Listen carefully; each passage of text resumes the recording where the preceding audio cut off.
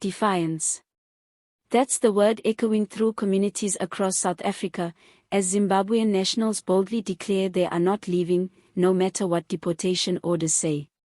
Videos, social media posts, and street interviews have gone viral, showing Zimbabweans openly stating they will remain in South Africa, despite growing anger from citizens who demand they return home.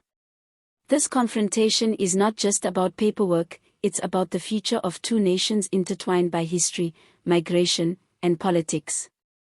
For South Africans, the sentiment is clear: jobs are scarce, services are stretched, and illegal immigration has become the tipping point. But for many Zimbabweans, returning home is seen as a death sentence. With a collapsed economy, political turmoil, and limited opportunities in Zimbabwe, they argue they have no choice but to stay.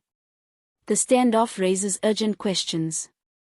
How will South Africa enforce deportation orders when those affected simply refuse to go?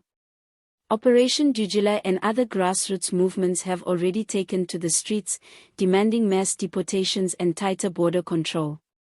They argue that foreigners drain resources meant for South Africans and accuse the government of protecting illegal migrants for political gains. The anger is boiling, and it's not going away. On the other side, Zimbabweans living in South Africa say they have built lives here. They work in businesses, raise children, and in many cases, have South African partners. Some even hold fraudulent IDs, blending seamlessly into society. Their message is blunt: we are not leaving. That declaration, repeated across communities, is more than just defiance, it's a challenge to the government's authority. The ANC is caught in the middle. With elections around the corner, the ruling party knows immigration is a burning issue that could decide its political survival.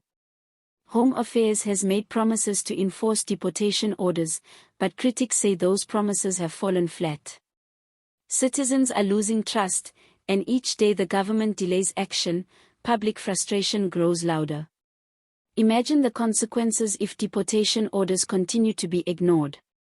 Will South Africans take matters into their own hands? Already, we've seen instances of tension erupting into violence, with communities targeting businesses believed to be run by foreign nationals. If the state cannot act decisively, this standoff risks spiraling into chaos.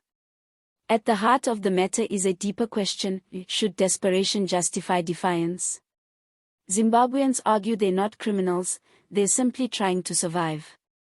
But South Africans argue survival should not come at their expense. The clash of needs, the battle over identity, and the fight for limited resources have turned immigration into one of the most explosive issues of our time. This is more than a headline, it's a crisis unfolding on the ground every single day.